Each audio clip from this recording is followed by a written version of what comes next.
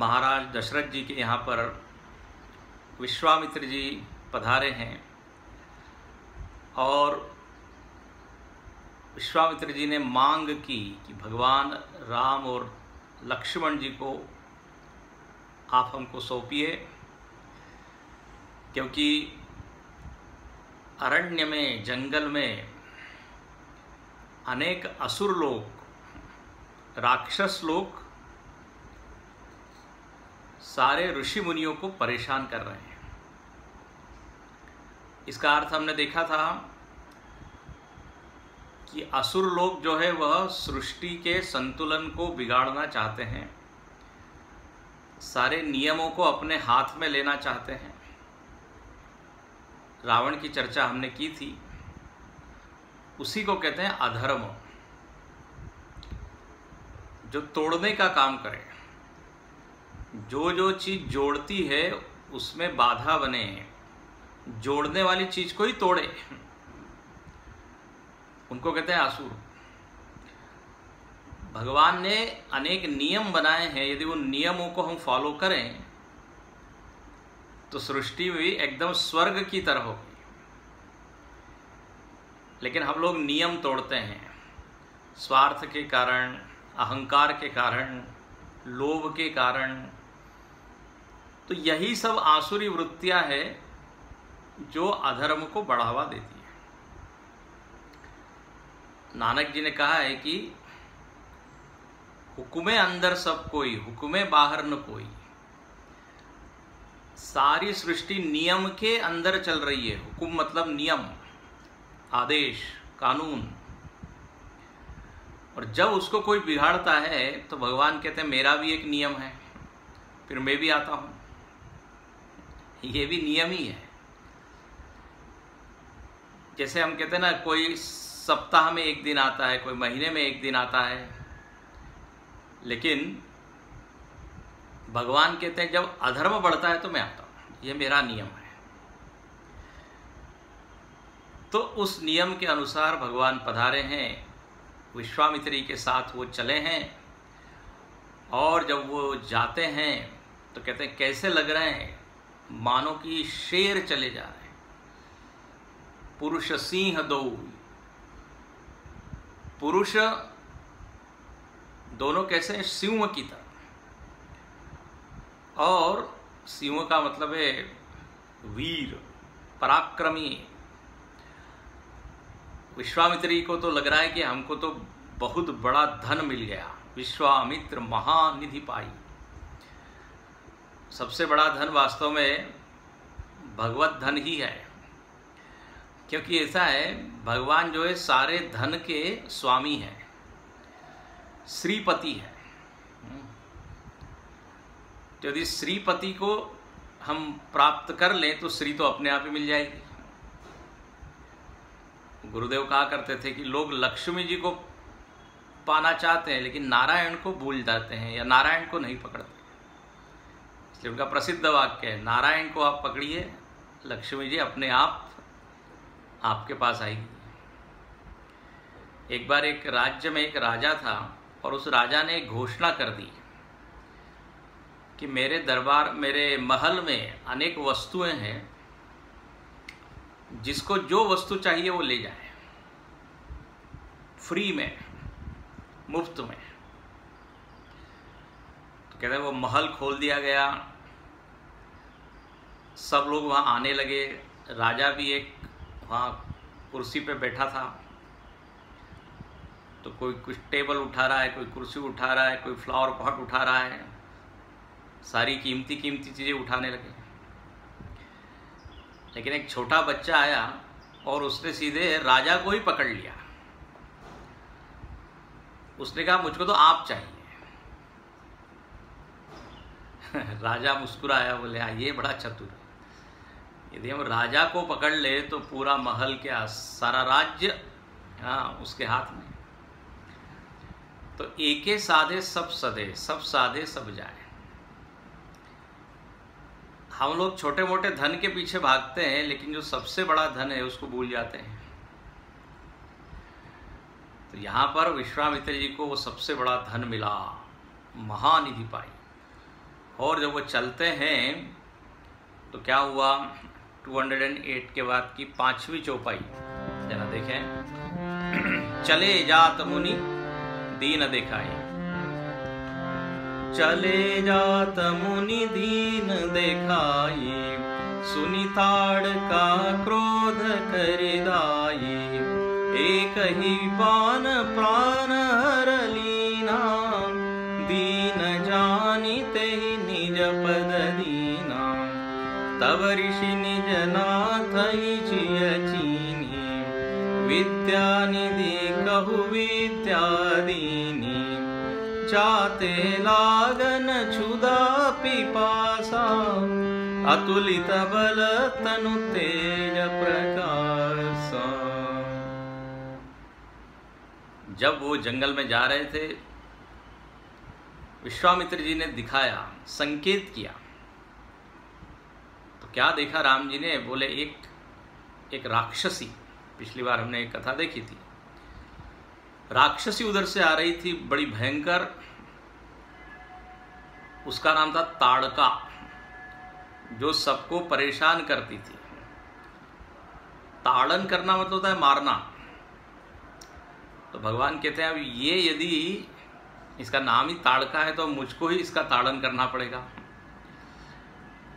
भगवान ने कहते हैं एक बाण निकाला है और एक ही बाण से उसका प्राण हर लीना, प्राणों का हरण कर लिया।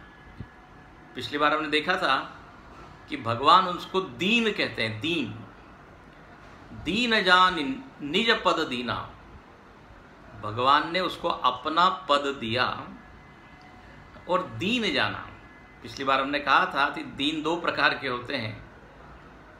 भगवान को सम्मुख देखते हुए भी भगवान की शरण में नहीं आते, ये एक प्रकार के दीन है। ये इसी प्रकार की दीन थी। तो भगवान ने कहा कि अब ये तो मेरे शरण में नहीं आ रही है, कहते ना लातों के भूत बातों से नहीं मानते। तो भगवान ने उसको एक बाण मार के अपना पद दिया। इसकी ओर आगे हम कथा देखेंगे, इसका क्या अर्थ है। अभी पहले हम कथा को देखें, उसके बाद इसमें बहुत ही गहन गंभीर आध्यात्मिक अर्थ छिपे हैं। अच्छा, अब आगे चलते हैं। तो कहते हैं विश्वामित्र जी ने सोचा कि अब इनको भगवान राम और लक्ष्मण जी को जंगल में रहना है, तो यहाँ पे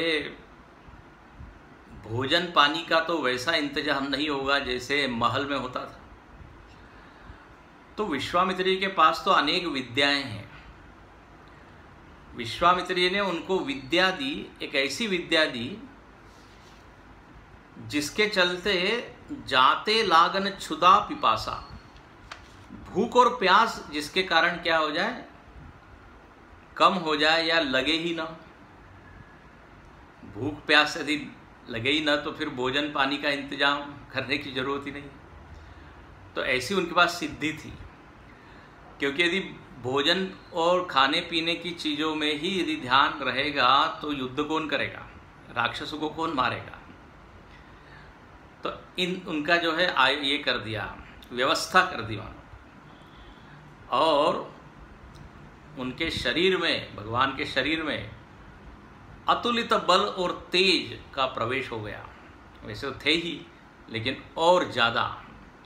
अब कहते हैं इसके बाद यहाँ पर 209 में दोहे में, आयुध सर्व समर्पिके प्रभु निज आश्रमानी, कंदमूल फल भोजन दीन भगति हित जानी, सियावर रामचंद्र की जय, पवन सुत हनुमान की जय, उमापति महादेव की जय, बोलो भाई सब संतन की जय। विश्वामित्र जी के पास अस्त्र शस्त्र थे। यहाँ पर वर्णन करते हैं उनको आश्रम में लेके आए राम लक्ष्मण जी को और अपने अस्त्र शस्त्र समर्पित कर दिए।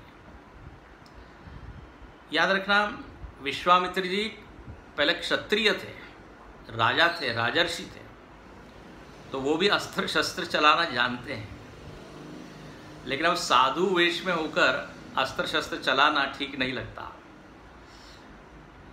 इसलिए उन्होंने भगवान को बुलाया है और अपने सारे आयुध समर्पित कर दिए और कहा आप कंदमूल फल इत्यादि लीजिए, इतनी लंबी यात्रा करके आए हैं, अब आश्रम में तो कंदमूल फल ही। और भगवान मन ही मन मुस्कुराते हैं, बोले अभी से कंदमूल फल मिलना शुरू हो गया, अब आगे तो 14 वर्ष इसी पर निर्वाह करना है। लगता है अभी से हाँ हमको आदत लगा रहे हैं, मन ही मन। तो कंदमूल फल खाने लगे और विश्वामित्र जी ने बड़े प्यार से, बड़े भक्ति से दिया है। जैसे शबरी की भी कथा आती है, झूठे फल शबरी के खाए, साग विदुर घर खाई, सबसे ऊंची प्रेम सगाई, पत्रम पुष्पम फलम तोयम यो में भक्त्या प्रयच्छति। भक्ति पूर्वक को यदि साधारण चीज भी भगवान को यदि दिया जाए तो भगवान कहते हैं मैं उसको एक्सेप्ट करता हूँ, लेकिन अभिमान पूर्वक यदि तुम काजू बादाम मेवा भी दो तो भी हम नहीं लेंगे। इसलिए दुर्योधन के यहाँ नहीं गए, विदुर जी के घर भगवान कृष्ण गए हैं। कथा आप जानते होंगे महाभारत में। विदुर के घर अपना घर समझ के वो गए, भले तो मेरा ही घर है। दुर्योधन ने भगवान को इंप्रेस करने के लिए बहुत बड़ा इंतजाम किया था, लेकिन साग विदुर घर खाई। जहां प्रेम है भगवान बस वही है। तो दीन भगत हित जानी, भक्ति पूर्वक दिया था, स्वीकार किया। रात्रि को विश्राम किया और सुबह उठकर भगवान जो है तैयार होते हैं धनुष बाण लेके। और यहाँ वर्णन है कि प्रात कहा मुनि सन रघुराई। जरा इसको हम देखें 209 के बाद, 209 के बाद। प्रात कहा मुनि सन रघुराई, निर्भय यज्ञ करऊ तुम जाई। होम करन लागे मुनि झारी, आप रहे मख की रखवारी। सुनि मारीच निशाचर क्रोही, लय सहाय धावा मुनि द्रोही।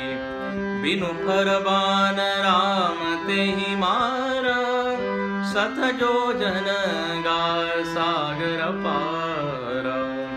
पावक सरसुबाहु पुनि मारा, अनुज निशाचर कटकु संघारा। मारी असुर द्विज निर्भयकारी, स्तुति करई देव मुनि झारी। सुबह हुई, भगवान कहते हैं हम तैयार हैं, आप अपनी साधना शुरू कीजिए। यज्ञ हवन आप अग्निकुंड में अग्नि प्रज्वलित कीजिए और आपकी जो दिनचर्या है उसको प्रारंभ कीजिए। हम देखते हैं कौन राक्षस या कौन असुर आपको परेशान करता है। निर्भय यज्ञ करो तुम जाए, निर्भय होके आप बिना डरे यज्ञ कीजिए, पूरा ध्यान आप लगाइए। देखो विश्वामित्र जी इत्यादि जप करते थे, तप करते थे, हवन करते थे, लेकिन मन के पीछे एक हमेशा वृत्ति बनी रहती थी कि मालूम नहीं कौन राक्षस कब आ जाए। तो पूरी एकाग्रता से वो साधना नहीं हो पाती थी। और साधना के लिए सबसे मुख्य बात है एकाग्रता। माइंड ही यदि फोकस न हो, रेस्टलेस हो, एंजाइटी हो, चिंता हो, तो कैसे होगा। तो अब भगवान कहते हैं हम राक्षसों को देख लेंगे, आप अपना यज्ञ आदि कीजिए। इसलिए लिखा है ना, जब जानकी नाथ सहाय करे तब कौन बिगाड़ करे नर तेरो जानकी नाथ सहाय। जब जानकी नाथ सहायक है तो कौन बिगाड़ करे नर तेरो। कहते ना, जाको राके साइया मार सके ना कोई, बालन बाका कर सके जो जग बैरी हो। जब किसी व्यक्ति की जान बच जाती है तो लोग जो है ये तुरंत ये दोहा बोलते हैं, बोले जब इसको भगवान ने बचाया। तो जब स्वयं भगवान ही वहाँ रक्षक है, पहरेदार है, तो फिर क्या बात है। अब कहते हैं, होम करन लागे मुनि झारी। होम शुरू हुआ, स्वाहा स्वाहा इदम न मम, है ना। हवन में आहुतियाँ डाली जाती है। उस आहुति के भी एक तो अर्थ है कि देवता जिससे प्रसन्न होवे वो ये सारे मंत्र होते हैं, और आहुति का एक दूसरा अर्थ है हमारा अभिमान, हमारा पुरुषार्थ, हम सब समर्पित कर रहे हैं। हमारे प्रयत्न से होता नहीं, जब तक आपकी कृपा न हो। तो हमारे विकार हम क्या कर रहे हैं, स्वाहा कर रहे हैं। अपने यहाँ जो भी कर्मकांड बताया है, उन कर्मकांड के दो पक्ष हैं। एक तो रिलीजियस पक्ष, धार्मिक पक्ष, और एक है आध्यात्मिक पक्ष। उसको भी देखते रहना चाहिए। रामायण को अनेक ढंग से पढ़ा जाता है, क्योंकि रामायण में इतिहास है, एक ऐतिहासिक पक्ष है, एक सामाजिक पक्ष है। समाज को किस तरह वर्तन करना चाहिए इसका आईना है ये। फिर धार्मिक तो है ही, उसके बाद आध्यात्मिक है, दार्शनिक है, व्यावहारिक है। व्यवहार कैसे करना ये भी रामायण सिखाती है। तो अनेक आयामों को लेके ये सामने है। अभी और हम देखेंगे आगे। तो यहाँ पर हवन हो रहा है, और बहुत दिनों के बाद विश्वामित्र जी के आश्रम में वेद ध्वनि सुनाई दे रही है। वेद मंत्रों का उच्चार सुनाई दे रहा है। अग्नि में से धुआं निकल रहा है। अब कहते हैं, रावण ने जिन लोगों को अपॉइंट किया हुआ था उस भाग में, उसमें 3 लोग थे, ताड़का, मारीच और सुबाहु। अब कहते हैं, मारीच ने देखा ये दूर से कि अरे आज सूर्य कौन से दिशा से उदित हुआ है, ये हवन वगैरह फिर शुरू हो गया। कहते हैं, सुनि मारीच निशाचर क्रोही। क्रोधित हुआ मारीच, और अपने सहायक राक्षसों को बुलाया। बोले चलो आज फिर धावा बोलना है। और लय सहाय धावा मुनिद्रोही। वहाँ पर आता है आश्रम के बाहर, और जो है उसने आक्रमण किया है। जब आक्रमण किया है तो कहते हैं, भगवान ने बिनु फर बाण राम ते ही मारा। भगवान ने एक बाण मारा उसको, और वो बाण कैसा था, बिनु फर, बिना फल के। बिना फल मतलब बिना नोक के। बाण में देखो पॉइंटेड होता है ना, लोहे का टुकड़ा होता है उसमें, तो वो जो उसको कहते फल, बिना फल के, उसमें वो नहीं था। ऐसा वो बाण मारा। तो अब ऐसे बाण से तो सामने वाला व्यक्ति मरेगा नहीं। तो भगवान चाहते ही थे कि मारीच मरे ना, लेकिन वो बाण का जो फोर्स था, वो शक्ति थी, इतनी जोर की थी, जबरदस्त थी कि 7 योजन गा सागर पारा, 100 योजन दूर एक समुद्र था, उसके किनारे जाके वो गिरा। इतना दूर वो बाण उसको ले गया और वहां पे वो गिरा, मरा नहीं। फिर मारीच के साथ में एक और था राक्षस, उसका नाम था सुबाहु। भगवान ने देखा अच्छा ये भी है, इसको भी कुछ दंड देना चाहिए, तो पावक सर सुबाहु पुनि मारा। पावक, पावक मतलब होता है अग्नि। पावक शब्द अच्छा है, जिसमें सारी चीजें पवित्र हो जाती है।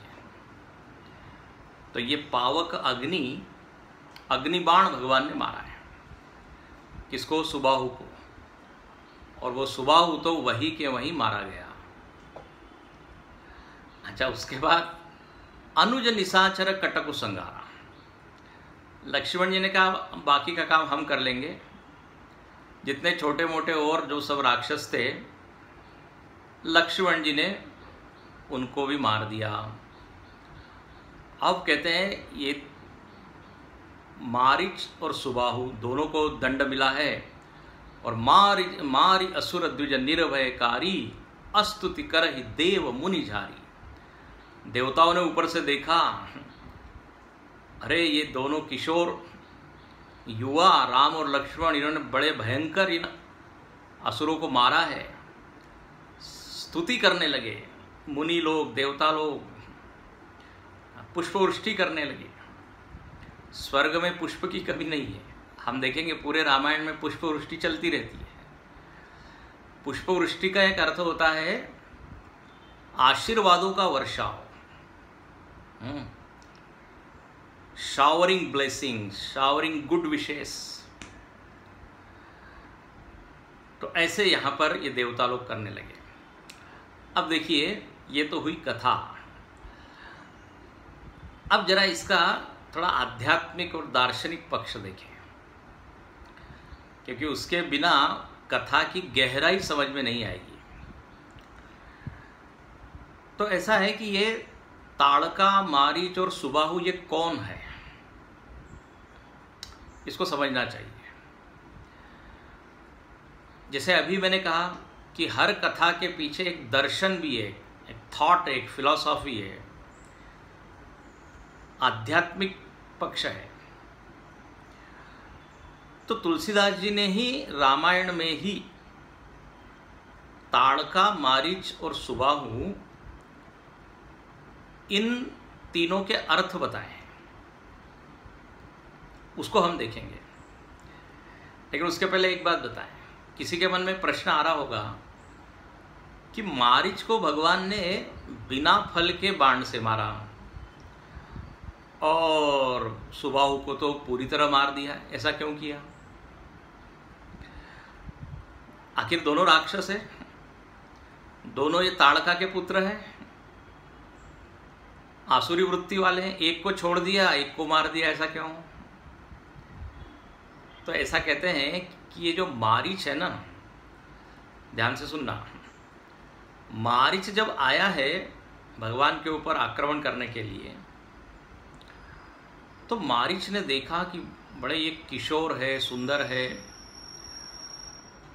और ये घूम घूम के आश्रम की क्या पहरेदारी कर रहे हैं। भगवान को थोड़ा पसीना भी आ गया है। तो वो जब ये दृश्य देखता है तो कहता है, अरे हम लोग तो राक्षस हैं, हम तो बड़े क्रूर हैं, लेकिन ये विश्वामित्र ऋषि भी कैसे हैं बताइए? कोमल किशोर बालकों को यहाँ ड्यूटी पे लगा दिया है। तो 2 क्षण के लिए वो ठिठक गया। 2 क्षण के लिए उसके मन में भी भाव आया कि अरे ये तो मारने लायक नहीं है।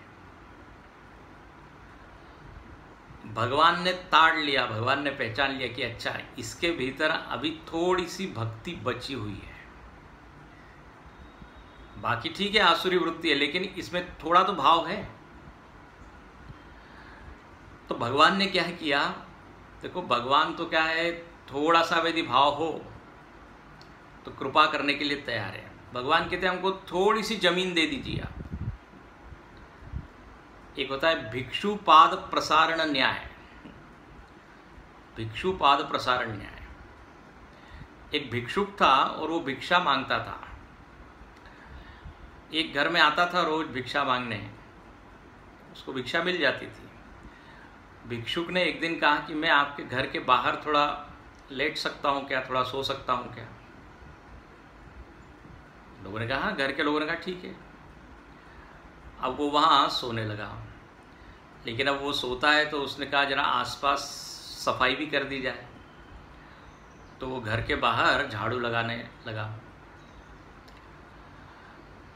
2-4 दिन के बाद उसने कहा कि मैं आपके आंगन के अंदर में रह सकता हूँ क्या? मैं आपको कोई कष्ट नहीं दूंगा। घर के लोगों ने कहा ठीक है, बाहर ये रहता है, साफ सफाई करता है, चलो अंदर रहेगा तो अंदर भी कर देगा। तो अब उसको घर के अंदर प्रवेश मिल लिया, आंगन में। वहाँ भी वो सफाई वगैरह करने लगा। व्यवहार उसका अच्छा था,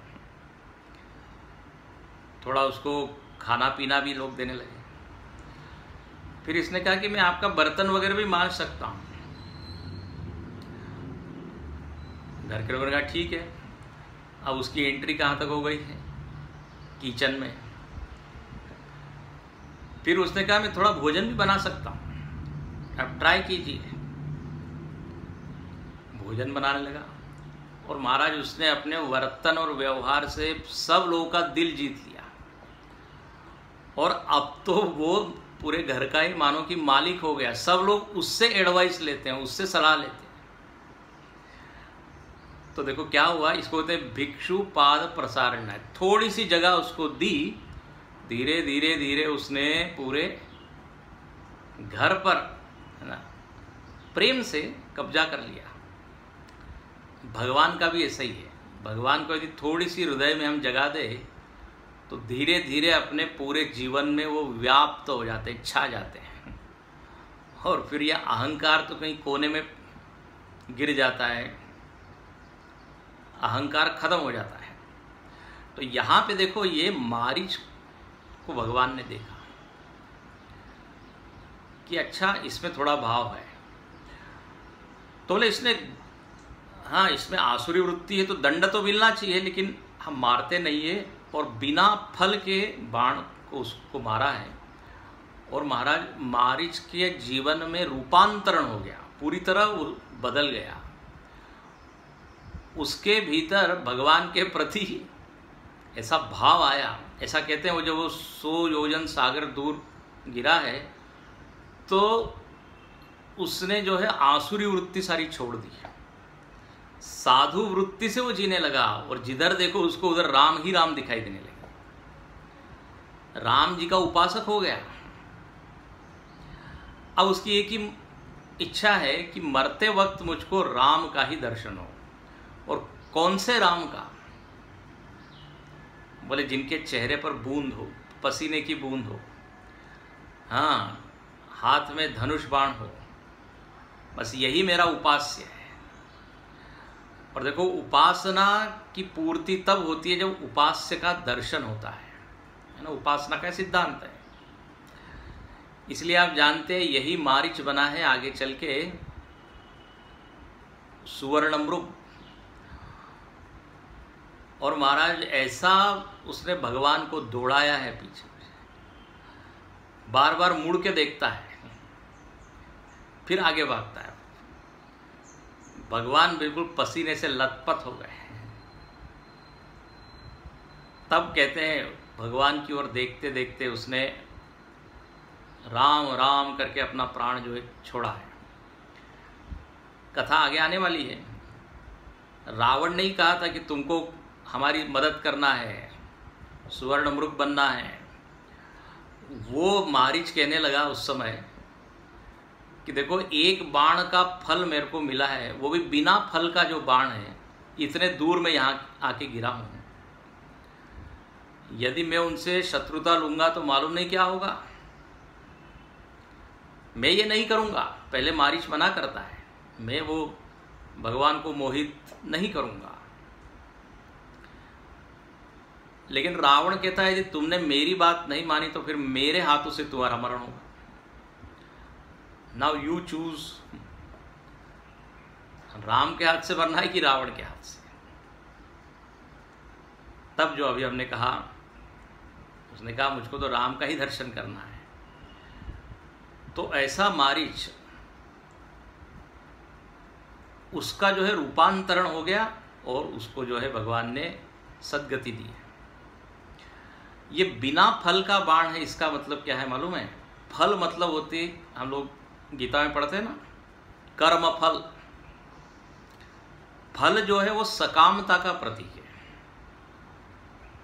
सेल्फिशनेस। कुछ न कुछ हम फल चाहते हैं फिर काम करते हैं। लोगों को कुछ भी कहा जाए तो पहले पूछेंगे इससे क्या होगा,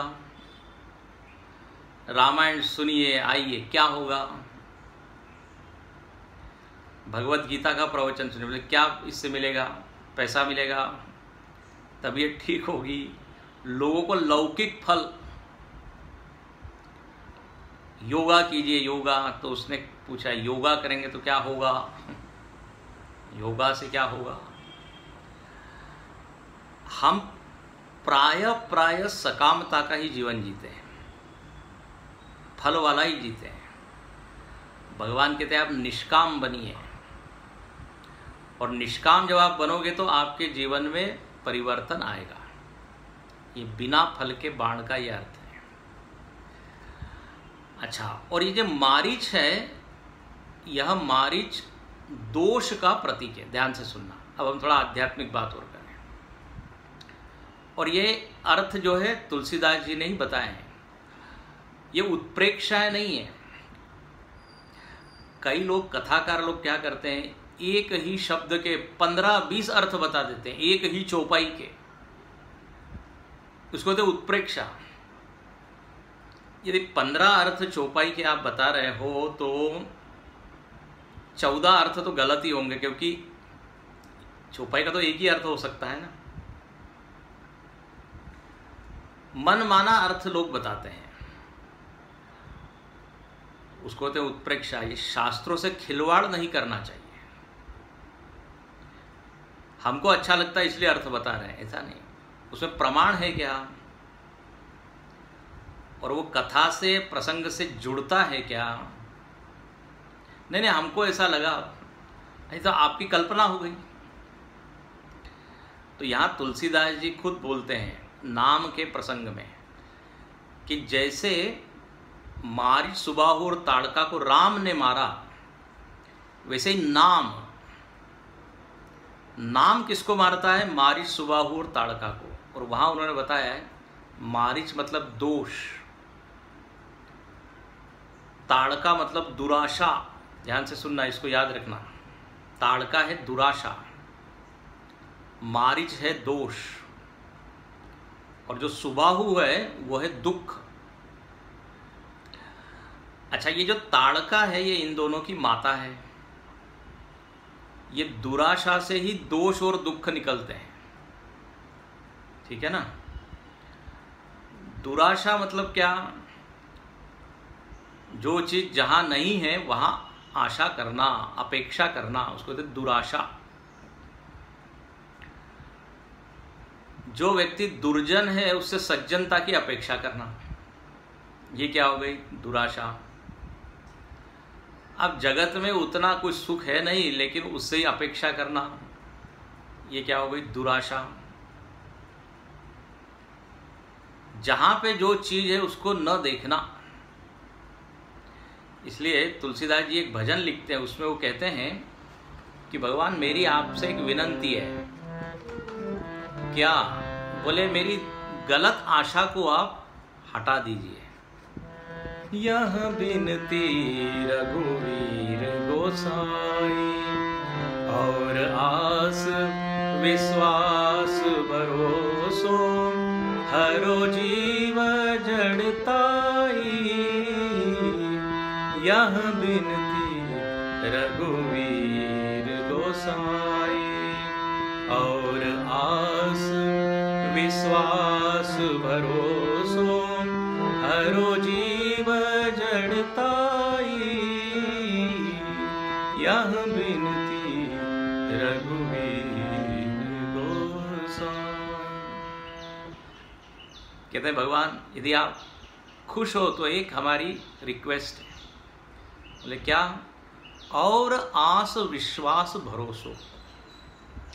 मेरे भीतर एक मूर्खता आ गई है, फुलिशनेस और इग्नोरेंस, जड़ता ही उसको कहते हैं। बोले क्या आ गई? कहा कि मुझको आपसे आशा न होकर दुनिया से आशा है कि दुनिया मुझको मिल जाएगी तो मेरा जीवन सफल हो जाएगा, यश मिलेगा तो सफल, पैसा मिलेगा तो सुख। बोले ये मेरी मूर्खता है। जहाँ सुख है, शांति है, आनंद है, वहाँ न देखकर मैं अन्य चीज़ों की ओर भागता हूँ। और आस विश्वास भरोसो, विश्वास भी आप पे नहीं दुनिया पे, भरोसा भी आप पे नहीं दुनिया पे। बोले आप इस जरा जड़ता को हटाइए। तो ये है दुराशा। इस दुराशा के चलते हम बढ़िया चीज़ें, जो असली चीज़ें, उसको मिस करते हैं, गलत जगह ही हाथ पांव पटकते रहते हैं। इसको मृग मरीचिका भी कहा है। हिरण को प्यास लगी है, वो दौड़ता है दौड़ता है, लगता है पानी है, लेकिन वहाँ पानी तो मिलता नहीं,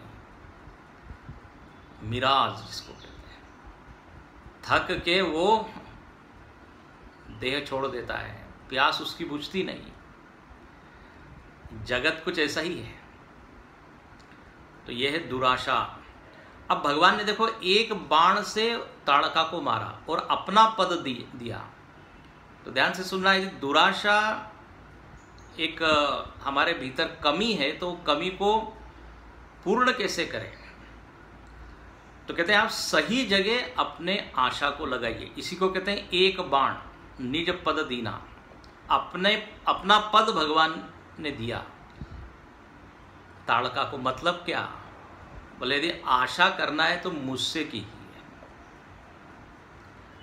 सुख चाहिए ना? हाँ हाँ बिल्कुल, सुख तो सभी को चाहिए, तो नैसर्गिक इच्छा है, स्वाभाविक इच्छा है, जन्म से ही ये इच्छा लगी हुई है। तो बोले बस मैं देने के लिए तैयार हूं ना, आप आइए तो सही। सर्वधर्मान परित्यज्य मामेकम शरणं व्रज। मैं वादा करता हूं, मैं आश्वासन देता हूं, अहम त्वाम सर्वपापेभ्यो मोक्षयिष्यामि, तमेव शरणं गच्छ सर्वभावेन भारत। तो भगवान तो बिल्कुल दोनों हाथ न खोल के खड़े हैं। बोले आइए आइए। एक संत ने कहा कि देखो मंदिर में सारे भगवान खड़े होते हैं, क्यों खड़े हुए हैं? बोले इंतजार कर रहे हैं, कोई तो असली भगत आएगा जो केवल मुझको ही चाहेगा। हम भगवान को नहीं चाहते, हम भगवान से चाहते हैं। ये दुर्भाग्य है। भगवान से पद, प्रतिष्ठा, यश, संपत्ति ये सब चाहते हैं। सुख संपत्ति घर आवे। लेकिन असली भक्त कौन? भगवान को ही जो चाहे, क्योंकि उसको मालूम है जिस चीज की डिमांड है, मांग है, वो तो यहीं पूरी होगी। तो इसको कहते हैं ताड़का का वध, दुराशा का वध, और सही जगह वो आशा का लगा। आशा होना बुरी बात नहीं है। कहते हैं क्या है, जब तक सांस है तब तक आस है। उल्टा भी कर लीजिए, आस और सांस, सांस मतलब श्वास, मरते दम तक लोगों को आशा होती है, शायद बच जाए, शायद हो जाए। तो आशा के बिना तो हम जी नहीं सकते। जो पूरी तरह निराश हो जाता है वो तो फिर खुद ही देह को मार देता है। आशा रखनी बुरी बात नहीं है, लेकिन आशा किससे हम कर रहे हैं? कल ही मैं उदाहरण दे रहा था, पानी का मंथन करके कोई चाहे कि उसमें से मक्खन निकल आए, कैसे होगा? हमारे स्वामी जी उदाहरण देते हैं, रॉन्ग नंबर डायल करते रहते हैं हम लोग। हम जिससे मिलना चाहते हैं उसका नंबर है ही नहीं, दूसरा ही नंबर लगा रहे हैं। तो उधर से क्या आएगा? Wrong number. गुस्से से वो रख देता है। ये सुख को जो हम दुनिया में खोज रहे हैं ये रॉन्ग नंबर है, रॉन्ग नंबर लगाने जैसा ही है। तो यही है ताड़का। तो आशा एक राम जी से, दूजी आशा छोड़ दे। तो ये दुराशा को इस तरह खत्म करना है। अच्छा, अब दुराशा के बेटे कौन है? दोष और दुख। दुराशा तो चलो खत्म हो गई, लेकिन अपने भीतर अनेक दोष बने रहते हैं। ये जो मारीच है ना, मारीच जीवित रहता है। दोष, बोले दोष कौन से, पहले ये तो सुनाइए। तो आप सब लोग जानते हैं, ये काम, क्रोध, लोभ, मोह, मद, मात्सर्य, इनको कहा जाता है दोष। ये तो हम कुछ गिना रहे हैं, इसके और कच्चे बच्चे बहुत है और इनकी फैमिली बहुत है, लेकिन ये मेन है। काम, क्रोध, दोष किसको कहते हैं? जो मन को दूषित करे उसको कहते हैं दोष। मन जिससे क्या पॉल्यूटेड हो जाए। अच्छा, और जहाँ पॉल्यूशन होता है वहाँ पे फिर बीमारियाँ, कष्ट, तकलीफ। तो अंतःकरण में भी हमने बहुत ऐसा पॉल्यूशन फैला रखा है, और वहाँ कौन सा कचरा है? बोले ये काम, क्रोध, लोभ, इनको षड रिपु भी कहते हैं, दोष भी कहते हैं, विकार भी कहते हैं। तो मारीच जो है इनका प्रतीक है। अब ध्यान से सुनना, ये आगे की बात बहुत महत्वपूर्ण है। जिसको हम दोष बोलते हैं, काम, क्रोध, लोभ इत्यादि, संत लोग कहते हैं कि महाराज आप इन लोगों की निंदा मत कीजिए, काम, क्रोध, लोभ इत्यादि। बोले क्यों ना करें, ये तो बहुत परेशान करते हैं। बोले सुनिए तो सही, यह वास्तव में दोष नहीं है। आप यदि ठीक से चिंतन करें तो ये गुण के रूप में भी काम करते हैं। दोष को मारना नहीं है, दोष का रूप बदलना है। यही मारीच का रूपांतरण जो हुआ है ना, मारीच को मारा नहीं है, उसको बदला है। बोले दोष को बदलना मतलब क्या? दोष को यदि आप बदल देंगे तो गुण के रूप में दिखाई देगा। बोले लेकिन ये क्या कह रहे हैं आप, समझ में नहीं आ रहा है। सुनाते हैं। एक बहुत बड़े संत हुए, स्वामी शरणानंद जी महाराज, प्रज्ञा चक्षु थे। वो कहा करते थे ये काम, क्रोध, लोभ इत्यादि भगवत निर्मित है, भगवान ने ही ये सब बनाए हुए हैं। और इतनी प्यारी बात उन्होंने कही कि भगवान ने जो कुछ भी बनाया है उसमें दोष नहीं है। भगवान की मंगलमयी योजना के अंतर्गत इन सब चीज़ों की निर्मित हुई है। इनको यदि आप ठीक से समझेंगे तो ये सद्गुण हो जाएंगे। बहुत बड़ी बात उन्होंने कही और ये बिल्कुल सही बात है। हम जिसको कचरा कहते हैं, लोग जो है उस कचरे को बिन कर, मतलब उठाकर उस कचरे से अच्छी कोई चीज़ बना लेते हैं और उसको बेचते हैं और पैसा कमा लेते हैं। अब है कि नहीं? इसलिए ऐसा लिखा है कि नामंत्रम अक्षरमस्ति नानौषधि वनस्पतय अयोग्य पुरुष नास्ति योजकस्तत्र दुर्लभ। इस जगत में कोई भी चीज बेकार नहीं है, खराब नहीं है, केवल उसका कैसा यूज करें बस उसके ऊपर निर्भर है कि वो चीज अच्छी है कि बुरी है। तो ये काम, क्रोध आदि जो है, अब देखो काम मतलब इच्छा, कामना है। वैसे तो कामनाओं को बहुत गाली दी जाती है कि क्या कामना, लेकिन ध्यान से सुनना, इच्छा अपने आप में बुरी नहीं है। जैसे मैंने कहा आशा अपने आप में बुरी नहीं है, ऐसे ही इच्छा भी अपने आप में त्याज्य नहीं है।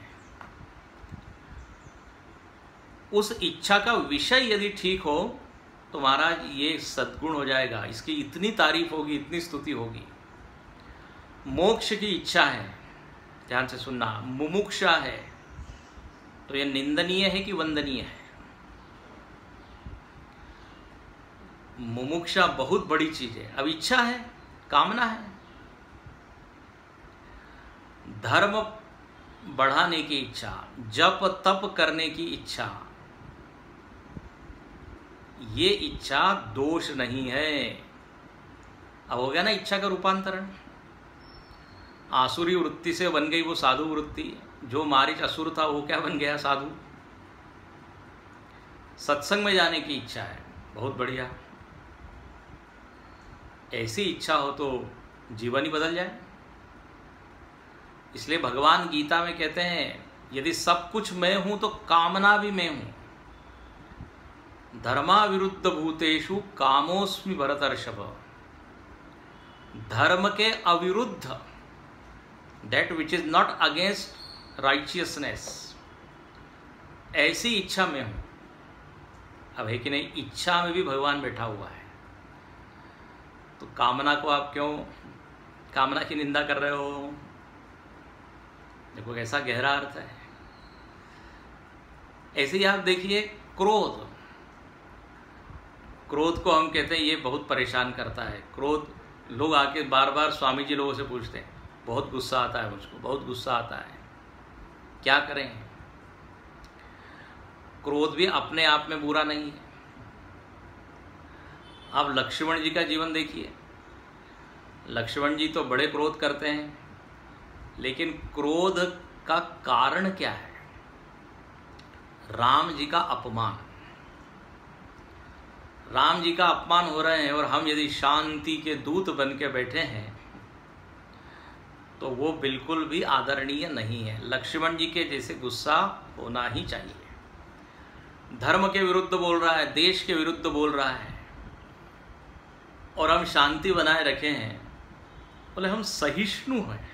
आजकल एक शब्द बड़ा चला है, टॉलरेंस, टॉलरेंस, इंटॉलरेंस, इसकी बड़ी चर्चा है। हिंदू लोग तो वैसे ही सहिष्णु हैं, उनको टॉलरेंस होने क्या जरूरत नहीं है, ऑलरेडी है ही। लेकिन देखो ये सहिष्णुता कहाँ गड़बड़ काम कर देती है, जब हम हर चीज को ही सहन कर लेते हैं। कोई अपने धर्म को गाली दे रहा है, देश को गाली दे रहा है, फिर भी यदि शांति से बैठे हैं तो इसको कायरता कहा है। हाँ, इसकी कभी नहीं प्रशंसा की। व्यक्ति को राष्ट्राभिमानी, धर्माभिमानी, कुलाभिमानी, अपने कुल का एक स्वाभिमान होना चाहिए। तो गुस्सा तो आना ही चाहिए। अब हम लोग कहते हैं ऐसा कुछ हो गया है, चलता है, कोई कुछ भी बोले, ये चलता है एटीट्यूड इज सो रॉन्ग। उससे अपनी भारतीय संस्कृति और भारत के जो मूल्य, उनका इतना ह्रास हो रहा है। अच्छा, सहिष्णु, देखो हम कहते हैं हम बड़े सहिष्णु हैं, ये आधी अर्ध सत्य है। राष्ट्र और धर्म के विरुद्ध कोई बोले तो कुछ ज़्यादा बोलते नहीं, लेकिन वही घर में कोई 1 इंच जमीन हड़प ले तो देखो उसके ऊपर कितना क्रोध आता है। कोई थोड़ा पैसा हड़पने की सोच भी रहा है तो ये जो भाई है या ये जो व्यक्ति है उसको दूसरे पे इतना क्रोध आता है। तो अब आपकी सहिष्णुता कहाँ चली गई? तो अपनी चीज़ों में तो बड़े हम क्या है, सावधान, बिल्कुल सहन नहीं करते हैं। लेकिन जब व्यापक है चीज, अब ग्रंथों की निंदा कर रहे हैं लोग, अपने भगवान की क्या क्या चित्र बनाते हैं, लेकिन हम कुछ बोलते ही नहीं। तो कहते हैं ऐसे समय तो क्रोध आना ही चाहिए। ये क्रोध अच्छे के लिए ना, हित के लिए। एक ने बहुत अच्छा कहा कि जो क्रोध है ना वो इशू बेस्ड होना चाहिए, ना कि व्यक्ति बेस्ड। मतलब व्यक्ति के ऊपर क्रोध नहीं करना चाहिए। कोई विषय है, हाँ, कोई मामला है, कोई क्या कहते हैं इशू है, उसके ऊपर आप गुस्सा कीजिए, उस व्यक्ति से हेट मत कीजिए, घृणा मत कीजिए, चूंकि उसने उस चीज को उठाया इसलिए गुस्सा है। अब आप कौरव पांडवों का आप देखिए, धर्म के लिए वो लड़ रहे थे, व्यक्तिगत नहीं थे, बाद में शाम को मिलते भी थे। महाभारत सुनिए। तो क्रोध भी जरूरी है, क्रोध के बिना शासन अनुशासन नहीं हो सकता। अब पुलिस के पास यदि क्रोध न हो तो, माता पिता यदि बच्चों पर क्रोध न करे तो, अब देखो माता पिता का बच्चों पर जो क्रोध होता है इशू बेस्ड होता है, बच्चे से कोई घृणा या द्वेष नहीं होता। तो क्रोध भी क्या है, लगता तो दोष है, लेकिन यदि सही उसका उपयोग किया जाए तो गुण है। तो ये रूपांतरण देखो, जब शास्त्रों ने कोई बात कही है तो उसके पीछे गहन अर्थ है। यदि मारीच को उन्होंने छोड़ दिया है तो बोले दोष को आप बस बदल दीजिए, फिर प्रॉब्लम क्या है। अब जैसे लोभ है, लोभ मतलब क्या, लालच, ग्रीड। लोभ कब होता है तो बोले व्यक्ति या वस्तु सुख देने वाली है, पहले तो ये बात, और फिर वह वस्तु या व्यक्ति हमारे पास ही रहे, वो वस्तु पैसा बढ़ते चले जाए, इसको कहते हैं लोभ। लोभ में दो चीज हुई, वस्तु में सुख है प्लस, अब चूंकि सुख है तो और चाहिए, ये है लालच। अब देखो लालच पैसे का या दुनिया की चीज़ों का जब हम करते हैं तो उसमें और फंसते जाते हैं और कुछ हित होता नहीं है। लालच बुरी बला है, हाथ मले और सिर धुने, है ना, माटी गुड़ क्या माखी गुड़ में गड़ी रहे, पंख रहो लपटाए। हाथ मले और सिर धुने, लालच बुरी बला है। मक्खी जो है वो जाती है गुड़ में और खाती है और वो इतनी भूल जाती है, उसके पंख उनके चिपक जाते हैं उस गुड़ में। तो ऐसा लालच तो बिल्कुल ही क्या है, नष्ट करने वाला है। लेकिन एक बात कह के हम पूर्ण करेंगे, समय हो रहा है। यही लोभ जो है यदि भगवत प्राप्ति के लिए हो जाए तो इसी को कहते हैं भक्ति। दरस बिन दुखन लागे नैन, मैं भगवान का दर्शन करना चाहती हूँ और दर्शन करना चाहती हूँ। बसो मोरे नयन न में नंदलाल, अब ये भी लोभ है। भरत जी को लोभ है भगवान के चरणारविंद का, वहां तो लिखा ही है तुलसीदास जी ने, लुबुद मधुपय व तजई न पासु। भरत जी तो लोभी है, किसके, राम चरणों के। तो अब ये लोभ क्या हो गया, गुण हो गया। तो इस तरह यहाँ पे और भी हम चिंतन करेंगे।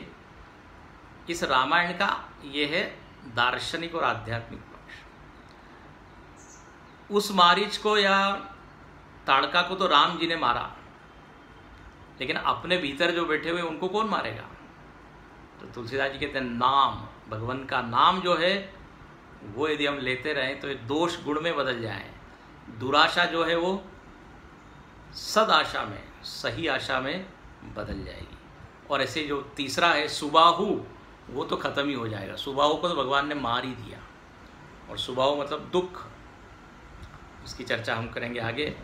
और अगला प्रसंग बहुत ही अच्छा है, जहाँ पर भगवान जाते हैं अहल्या जी का उद्धार करने के लिए गौतम ऋषि के आश्रम में। वो हम अगले बुधवार को देखेंगे। आज यहीं रुकते हैं। सदा निरंतर हरि गुण गाओ, सदा निरंतर हरि गुण गाओ, प्रेम भक्ति से भजन सुनाओ, प्रेम भक्ति से भजन सुनाओ। श्याम प्रभु के शरण में आओ, श्याम प्रभु की शरण में आओ, मन मंदिर में दीप जलाओ, मन मंदिर में दीप जलाओ, जीवन नया जीवन नैया पार कराओ, सदा निरंतर हरि गुण गाओ, प्रेम भक्ति से भजन सुनाओ। ओम पूर्णमदः पूर्णमिदं पूर्णात् पूर्णमुदच्यते पूर्णस्य पूर्णमादाय पूर्णमेवावशिष्यते। ओम शांति शांति शांति। हरि ओम। श्री गुरुभ्यो नमः। हरि ओम।